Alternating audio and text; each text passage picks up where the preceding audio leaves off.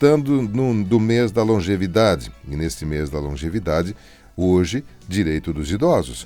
Estamos com a presença aqui do nosso Conselho Municipal da Pessoa Idosa, através da Yara Bezestil, que é a presidente do Conselho, e do Dr. Giovanni Fagundes Patias, que é advogado e analista jurídico do município, e que no bloco anterior, a Yara trouxe algumas colocações com relação à visão do Conselho Municipal sobre a atualidade do Direito dos Idosos.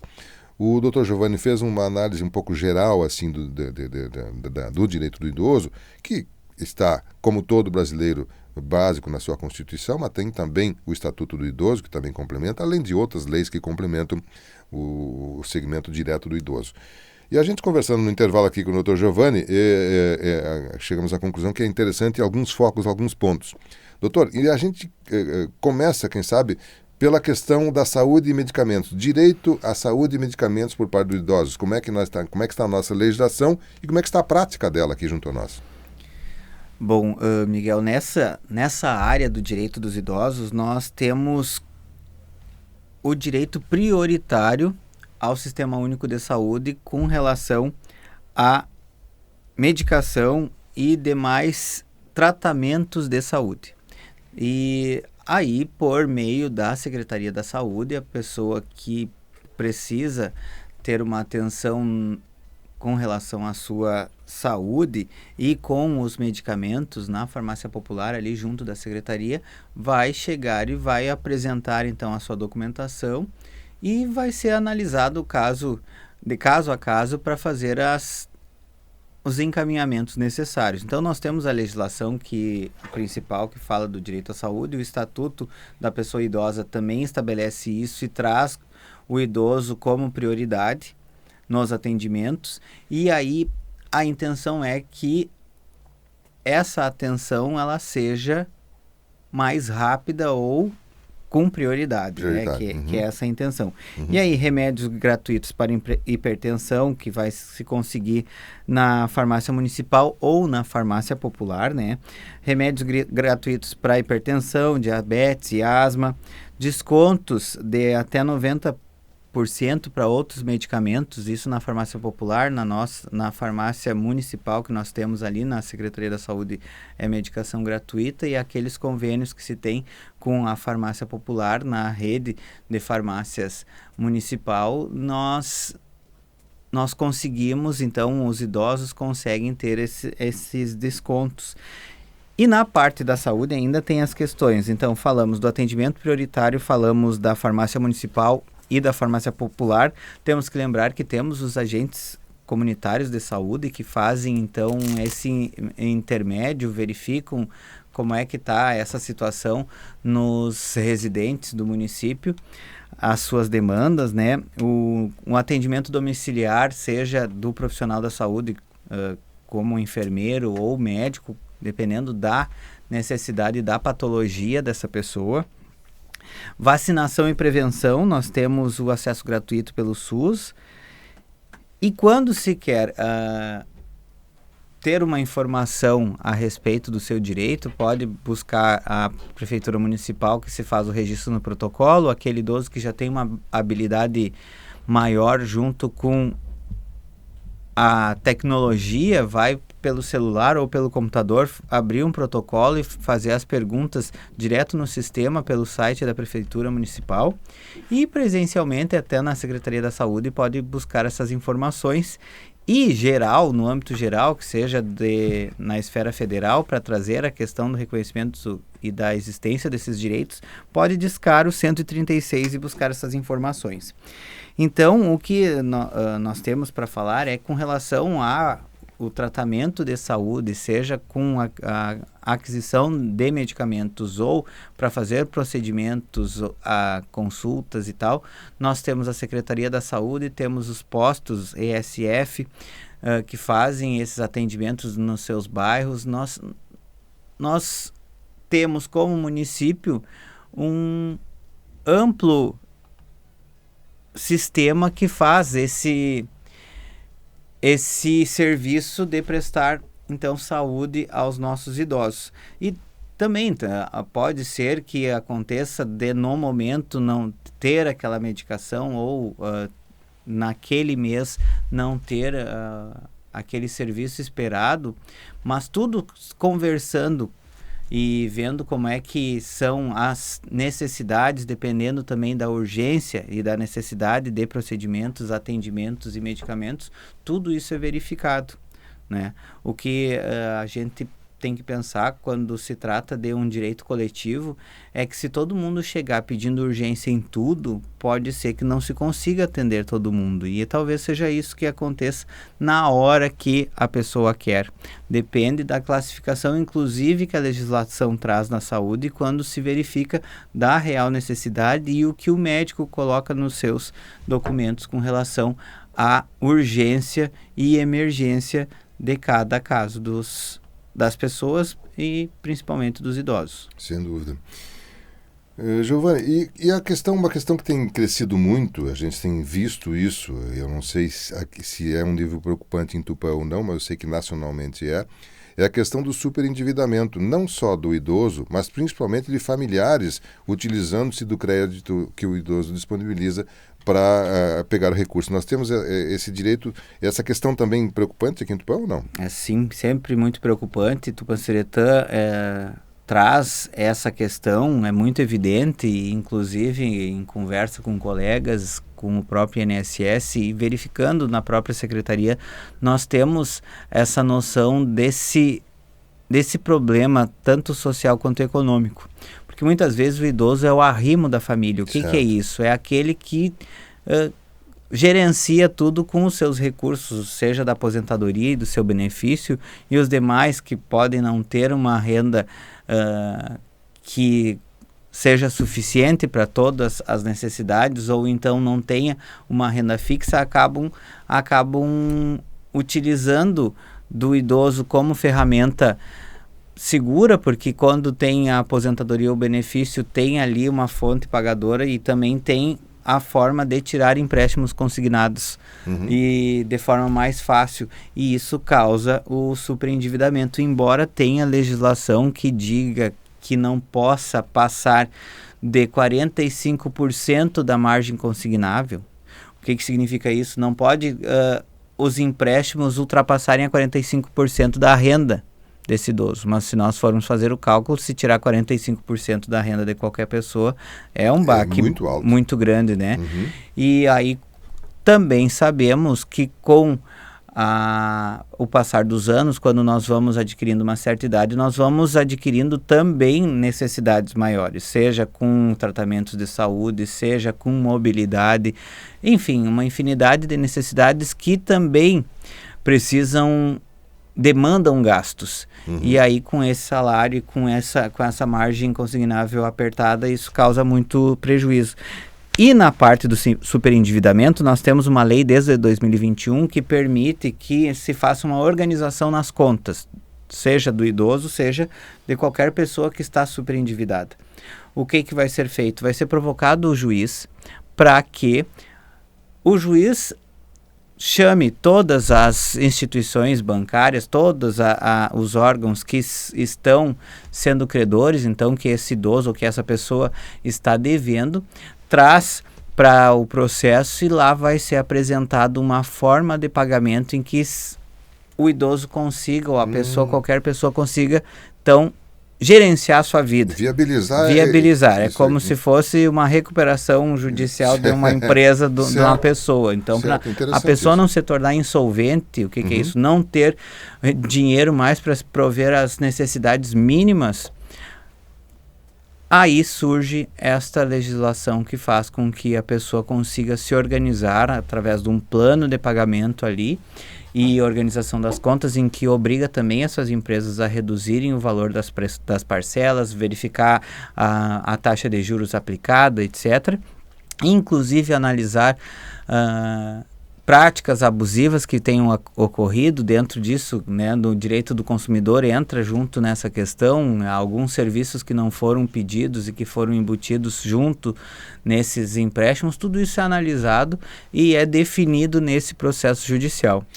Especialmente para o idoso, como é que ele tem acesso a isso, doutor? É necessário ele contratar um advogado particular? A Defensoria Pública pode agir? Como é que ele pode ter acesso a isso? Pois bem, essa parte é muito importante, porque sempre quando nós falamos em mexer com o judiciário e procurar um juiz, se pensa que vai demandar muitos gastos para poder chegar até lá. Lembrando que todas as pessoas que não possuem condições financeiras de contratar um advogado particular, existe a Defensoria Pública para atender as pessoas que precisam ter o seu direito garantido, mas que não têm condições de pagar um advogado. Então, se procurar a Defensoria Pública, que fica junto, em anexo ao prédio do fórum ali, vai ter esse atendimento, vai ser possível, e as pessoas também podem procurar os advogados particulares, que há essa possibilidade de fazer esse trabalho também para atender essa demanda. Né? Essa parte ela é motivo de discussão ainda a respeito desse superendividamento, porque chega num ponto que o idoso não recebe o valor que pague pelo menos a conta de água ou de luz.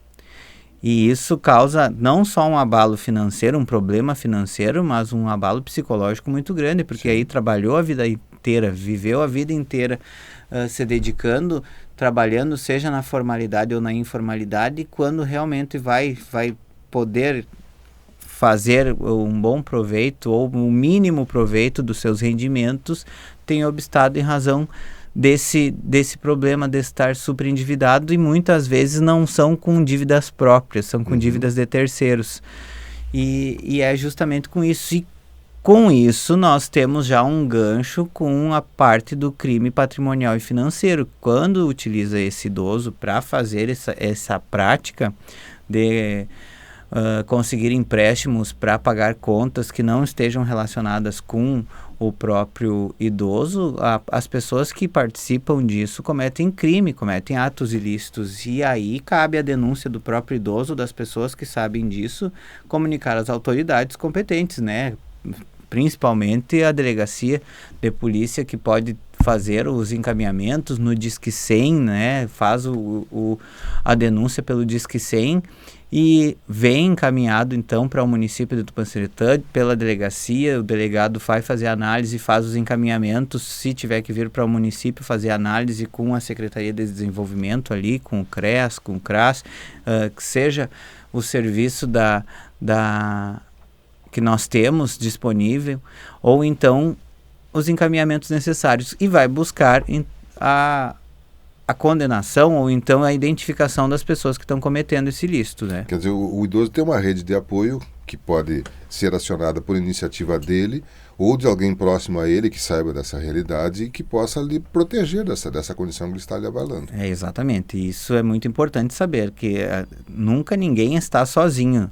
Temos essa rede de proteção, e as pessoas que sabem disso, veem isso e não comunicam, no momento em que é identificado e fica registrado num processo que existiam pessoas que sabiam e não comunicaram, essas pessoas que sabem e não comunicam respondem por crime omissivo, ou seja, por omissão sobre questões, abusos de direito ou até mesmo a prática de crimes, né? Então isso tudo é muito, muito interessante todos saberem, que nós como cidadãos, como pessoas que vivemos em sociedade, nós temos o dever de cuidarmos uns dos outros. Sem dúvida. Eu sei que o tema é interessante, mas nós precisamos passar para outros aqui assim. A questão, o senhor comentou aí de pessoas que têm no idoso quem dá o sustento financeiro para eles ali. A questão de pensões a filhos, familiares, como é que fica essa transição? Outra questão que ainda fica muito nos bastidores, se pensa que pensão alimentar é só de pais com filhos, não é? Mas nós temos a legislação, a própria Constituição diz que a família tem o dever de prestar alimentos. Não significa que pais têm que prestar alimentos aos filhos. Se há necessidade desses pais, por algum motivo, seja na velhice ou qualquer momento da sua vida, que precisem de recursos financeiros, esses essas pessoas, esses idosos, podem acionar a justiça ou fazer um acordo com essas pessoas para que essas prestem o apoio financeiro, ou seja, a pensão alimentícia pode ser buscado tanto com os filhos, né? Os pais podem buscar com os filhos e com os familiares.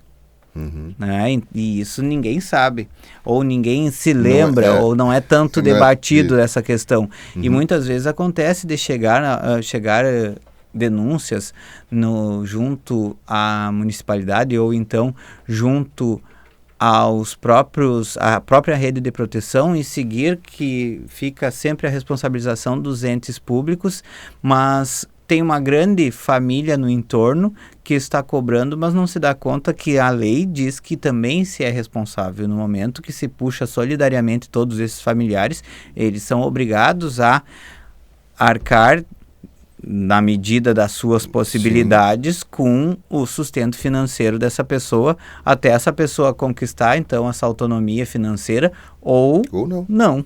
Sim. Então, isso é uma coisa que nós temos que deixar bem claro e que as pessoas se atentem a isso, é a responsabilidade que nós temos como família, tanto quando se tem filhos, quanto com os pais. E além do abandono patrimonial, tem várias questões que pegam o abandono psicológico, aquela parte que se fala sempre com relação aos filhos, mas também tem a parte relacionada com os pais, de deixar lá o idoso esquecido, as pessoas vão embora, fica o idoso ali. E isso, o Estatuto do Idoso vem fortemente dizer que não pode. E o município, com as suas ações, com as suas políticas públicas, tenta amenizar isso, mas nós temos que pensar que nós somos um todo, né? Nós somos os agentes em que compreendemos que nós somos pessoas físicas, né, num todo, numa comunidade, que existem as empresas e existem os órgãos governamentais. E todos têm que trabalhar em sintonia, não é somente ficar a competência para um lado. Claro. E aí nós temos que atentar a isso também, não é só largar para o Estado num todo como União, Estados e municípios, e sim nós como família, nós temos o nosso dever que é imposto por lei, não é? Sem dúvida.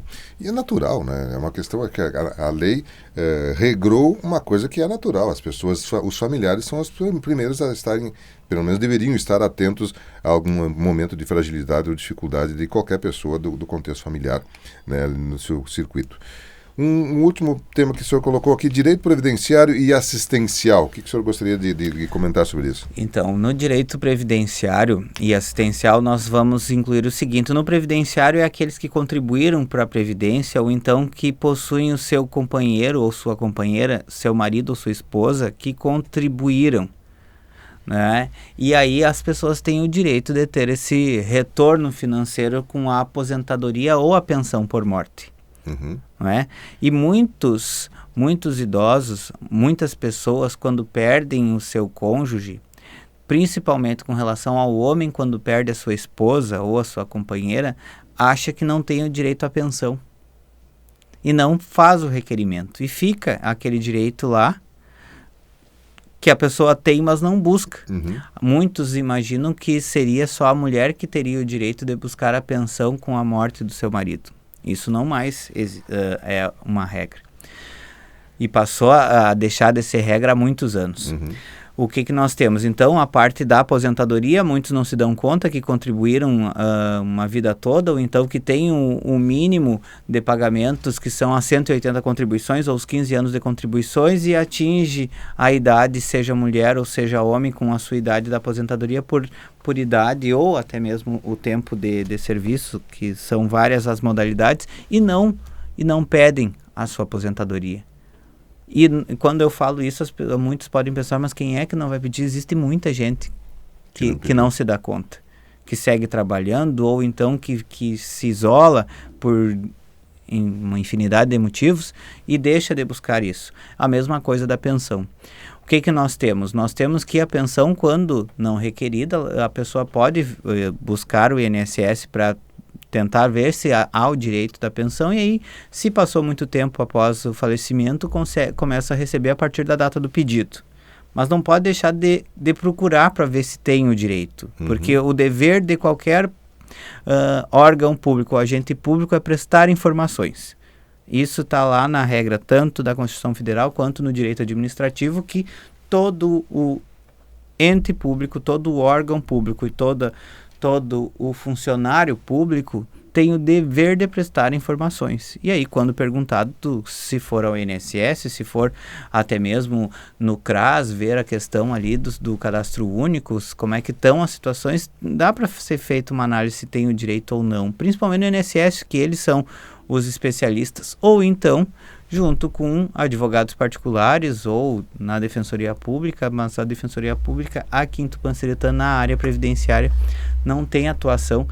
Mas, de qualquer forma, tem meios de buscar esse esclarecimento. E na parte assistencial, tem os auxílios, ou então os benefícios para aquelas pessoas que não tiveram contribuição previdenciária, que não descontaram lá para quando, ou não tiveram carteira assinada, ou não pagaram a guia do INSS, ou quando tiveram empresa, não regulamentaram a sua microempresa, não fizeram os pagamentos nas datas corretas, tá meio bagunçada a vida lá, ou não teve nenhum registro. A nossa legislação, e o Brasil, ele é muito bom em legislação e direitos, né? A nossa legislação diz que quando isso acontece, a pessoa não tem condições que não ultrapasse 1/4 do salário mínimo por pessoa na sua família, tem o direito de um benefício de prestação continuada. BPC. O BPC-LOAS, que é mais conhecido. A partir dos 65 anos, se for somente a questão etária, por idade. Mas se a pessoa tem alguma doença que dê o seu direito a conseguir o benefício de prestação continuada, ela não precisa chegar aos 65 anos, ela pode fazer o requerimento antes. Então há essa possibilidade, a lei traz esse requisito, né? Inclusive quando nós falamos com as pessoas sobre a pessoa com deficiência também na questão dos benefícios assistenciais, hoje nós trazemos a parte dos benefícios assistenciais ao idoso. O que é o principal? Se está na dúvida, procurar se informar, buscar os canais de informação junto ao INSS, pode vir até a agência do INSS ou pode da sua própria casa, tendo um telefone, ligar no 135. 135 vai ter lá o atendente eletrônico, depois vai passar para falar com um dos atendentes, mas vai demorar um pouquinho, mas vai ter o acesso à informação. A questão é não ficar vivendo com a dúvida. Esclarecer aquilo que se acha que se tem direito. Muitas vezes eu falo até no escritório particular, onde eu atuo também, é que o não a gente já tem. Nós temos que ir atrás do sim. Então, se nós temos dúvida, vamos buscar essa informação. E quando vê, tem lá todos os direitos estabelecidos e pode ficar recebendo pelo menos um salário mínimo todo mês, não é? Sem dúvida. Bem, nós estamos conversando com o Dr. Giovanni Patias, junto conosco está a Yara Bejestil, que é o presidente do Conselho do Idoso. Estamos tratando, nesse mês da longevidade, todas as quartas-feiras aqui no Variedades, uma das pautas é isto, né? Infelizmente o tempo já está se escoando, são 10h20, a gente está já com o nosso espaço encerrando, mas é muito bom essas informações. Se você ficar com dúvidas, né, deve buscar um auxílio, né, procurar orientações, seja no Poder Público Municipal, seja no Conselho Municipal do Idoso, no INSS, junto à Justiça, junto à Defensoria Pública, enfim, tem vários recursos que você pode fazer. Uma pergunta que pode ser muito simples, mas que às vezes as pessoas ficam na dúvida. Idoso a partir dos 60, legalmente? Completou 60 anos, a pessoa está com a condição de ser considerado idoso, oficialmente. Isso. Chegando nos 60 anos, está enquadrado então como idoso, e passando dos 80 anos nós temos a hipervulnerabilidade, que é um direito de ter mais prioridade ainda nas tramitações e nas questões.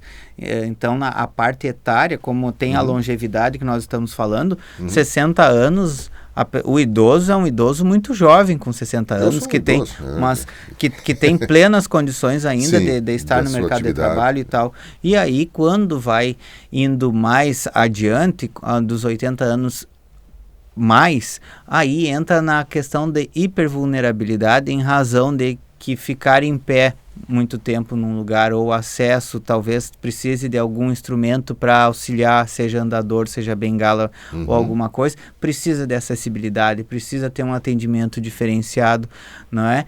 Então temos também essa diferenciação. Isso é a partir de 80 aí?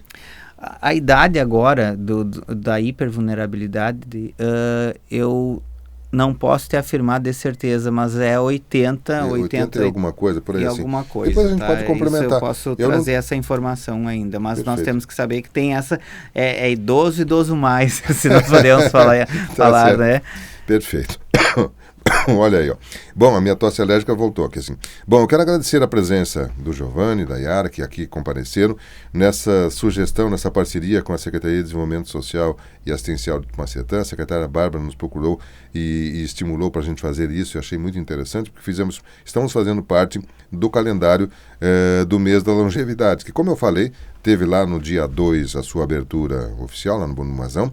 No dia 31 vai ter um grande evento, né, que vai estar acontecendo a partir das 14 horas na Casa de Cultura. Vai ter palestra, vai ter apresentações artísticas, tem bingo, tem brincadeiras lá, e vai ser, sem dúvida, um evento muito interessante. Mas nós estamos tratando aqui no Variedades desse tema, e hoje, direito dos idosos, né? Na semana que vem a gente vai falar sobre golpes financeiros, orientações, alertas e riscos. Aí teremos o pessoal da segurança pública aqui trabalhando. Aliás, o Dr. Giovanni tinha comentado que esse é um tema também importante, também relevante, né, Dr. Giovanni? Exatamente, Miguel. A parte dos crimes relacionados aos idosos, então dos golpes, né? Golpe da ajuda no caixa eletrônico, toda vez que chega nas datas de receber benefício, tem alguém com aquela boa intenção, entre aspas, para ajudar o idoso, e ali é um golpe quando vê o idoso ou fornece senha ou fica com o seu valor furtado ali em razão desse golpe do romance, o falso amor, né, que as pessoas na internet, todo mundo está usando a internet, alguns começam a se passar lá, se passando por uma pessoa muito querida, e a pessoa que está lá sozinha cria um vínculo emocional, e de repente essa pessoa passa por um momento de fragilidade.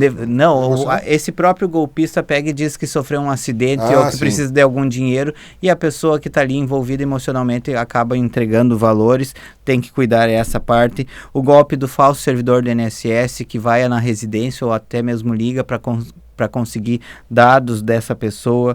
Golpe da visita domiciliar ou do cadastro falso, se passando por vendedor de alguma coisa e pede a documentação e faz um cadastro da pessoa, e daí consegue fazer empréstimos com esses dados da pessoa. Golpe do empréstimo consignado, né? Esse que nós já vimos aí, esse escândalo que nós tivemos na mídia. Golpe do Pix ou do parente falso, que pede um Pix porque aconteceu, perdeu a carteira ou alguma coisa aconteceu. Sempre tente verificar, não se assuste e vá pela emoção no primeiro momento. Tem que verificar, não pode cair em golpes, né? Nós temos que saber que as pessoas que estão ao nosso redor, quando precisam, têm uma forma de conversar ou têm um jeito de chegar. Se essa pessoa está diferente, o jeito da abordagem é diferente, nós temos que pensar duas vezes naquilo ali e até verificar, ligar de volta para o número que a pessoa tem lá registrado, que esse idoso já tem registrado, fazer essa verificação antes de entregar algum valor ou assinar algum documento, e até tirar fotos, porque tirar foto com o documento já para algumas instituições financeiras já serve como assinatura eletrônica. E aí é esse cuidado que tem que se ter. Miguel, eu trouxe para nós já irmos concluindo, são os canais para as pessoas procurarem, não é? Que eu ia fazer. E aí, nesses canais é muito interessante que todo mundo, não só os idosos, mas todas as pessoas que vivem em comunidade devem saber que nós temos o Disque 100, que eu havia falado, que é um local onde se escuta e fazem os encaminhamentos para as autoridades competentes. Pode ligar, buscar informações e também fazer denúncias. A Polícia Civil, na delegacia, que fica ali próximo ao fórum, o Ministério Público, é a polícia que recebe esse tipo de denúncias e que pode auxiliar também. Nós temos o PROCON, que fica em anexo ao prédio do Cine, ali perto do postão do centro, né, na clínica ali e tudo mais. perto do CRAS e tudo, ali também com relação aos direitos do consumidor, a esse abuso de direitos relacionado ao consumo, pode procurar, então, o PROCON. E aí nós temos o serviço, a rede de serviço que, pela Secretaria Municipal de Desenvolvimento Social e Habitação, que nós temos o CRAS, que é a porta de entrada, que fica, então, ali junto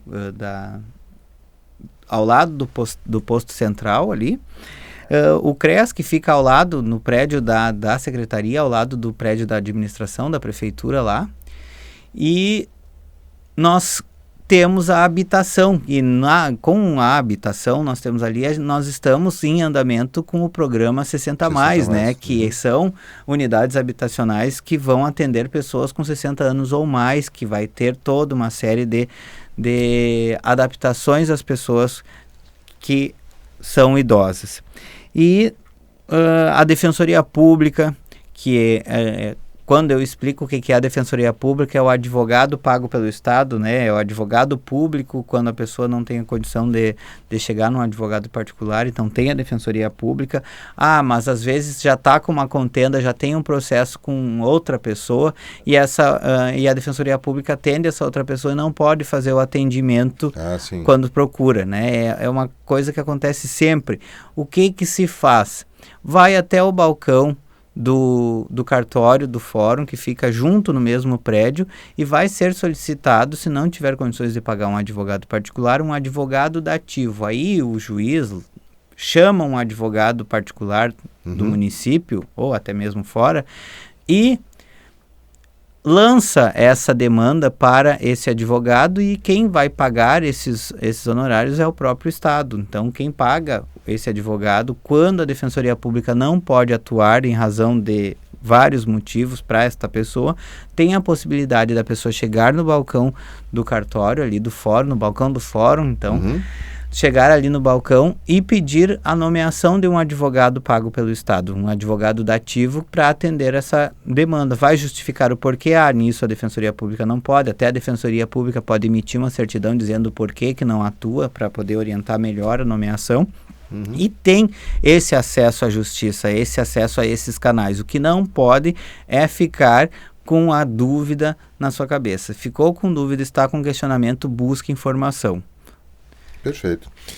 Uma ouvinte aqui está perguntando, ela entende que ela procurou fisioterapia e diz que foi negado, e ela entende que ela tem direito. Ela pode recorrer? Como é que ela deve fazer?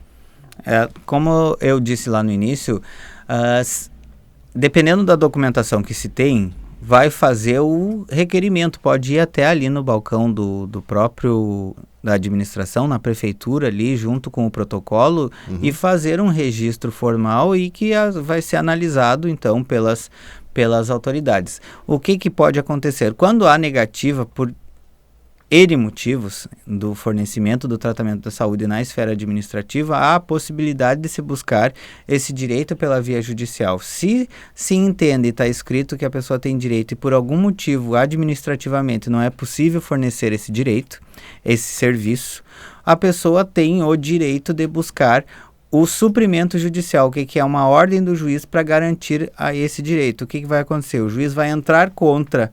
o advogado ou a Defensoria Pública entra pedindo contra o Estado, o município ou até mesmo a União o fornecimento desse determinado tratamento de saúde ou fornecimento de medicamentos, e o juiz vai dizer se tem que fornecer ou não. Em caso de não fornecimento, mesmo o juiz mandando que forneça, o juiz determina o bloqueio, que é isso, a penhora de valores, tira o dinheiro da conta desse ente público e paga essa medicação ou esse tratamento de saúde, e a pessoa passa a utilizar. Tudo isso precisa de documentação, precisa estar todo comprovado, mas tem essas possibilidades. Além da esfera administrativa, que é conseguir junto aos órgãos, se possível, que é o primeiro, é um requisito. A primeira coisa é o requisito. Se chegar no juiz pedindo sem antes ter negativas administrativas, o juiz vai dizer que vai ter uma espécie de supressão de instância. O que é isso? Primeiro tem que pedir administrativamente e mostrar que foi negado para poder pedir na justiça. Perfeito. Um ouvinte está dizendo aqui, gostaria de perguntar, pessoa idosa com câncer ou que teve câncer, tem direito à pensão por morte em 100%? Eu não entendi bem a pergunta, mas é isso que ele colocou. É que agora, com a nova legislação que veio do direito previdenciário, estabeleceu critérios de percentuais no recebimento das pensões. Não são mais 100% e às vezes nem é de forma vitalícia. Que antes todas as pensões ficavam de forma vitalícia, depende de uma faixa etária, depende de uma série de condições e o percentual depende também dos beneficiários dessa pensão, se é exclusivo, se é somente o cônjuge ou se tem filhos menores para receber, tem um rateio ali, daí vai de 60%, vai ver o percentual que vai agregar.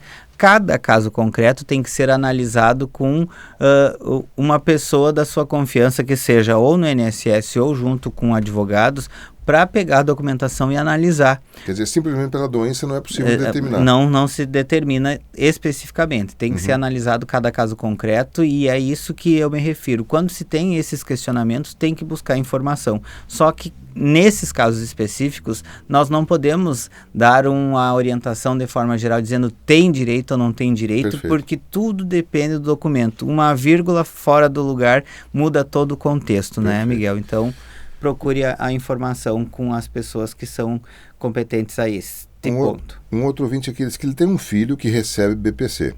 O pai se aposenta por idade com contribuição. O filho perde o BPC? Depende.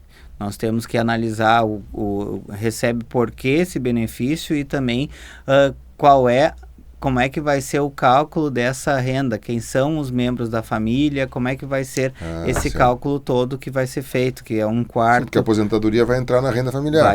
Vai ser calculado. E aí depende. Tem ainda discussões que estão sendo feitas em razão de pessoas que possuem, que são PCD ou que possuem alguma condição que faça com que receba esse benefício antes de ter completado 65 anos, né, que o benefício de prestação continuada no LOAS é isso. Tem alguns projetos já que estão verificando essa questão de permanecer o benefício e tal, mas especificamente assim também deve ser procurado um especialista para verificar. Pode ser, como pode não ser, tudo depende. E no direito é assim, tudo depende do caso concreto, né, Miguel? Doutor Giovanni, quero agradecer a sua gentileza de estar aqui presente. Yara também. Não sei se gostaria de comentar mais algum detalhe. Yara, quer repercutir alguma coisa, por favor? Não, só assim, eu quero agradecer a oportunidade, né, de estar aqui representando o Conselho Municipal da Pessoa Idosa.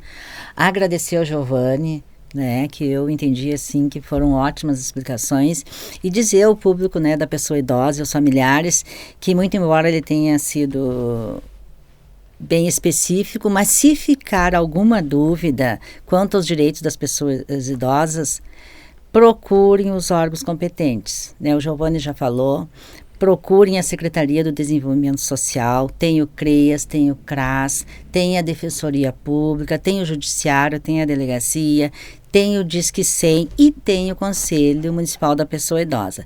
Não fiquem na dúvida, procurem informações. Yara de Fátima Goulart Bezestil, presidente do Conselho Municipal da Pessoa Idosa, Giovanni Fagundes Patias, advogado, analista jurídico do município. Nessa parceria com a Secretaria de Desenvolvimento Social de Tupanciretã e o programa Variedades, tratamos desse tema hoje, os direitos dos idosos, no programa de hoje. Nós, na quarta-feira que vem, estaremos aí dando sequência nesse projeto e aqui recebendo pessoas que estarão falando sobre golpes financeiros, orientações, alertas ao idoso, enfim, tratar desse tema que também é muito relevante e muito presente nos dias de hoje. 10h35, eu vou a um rápido intervalo.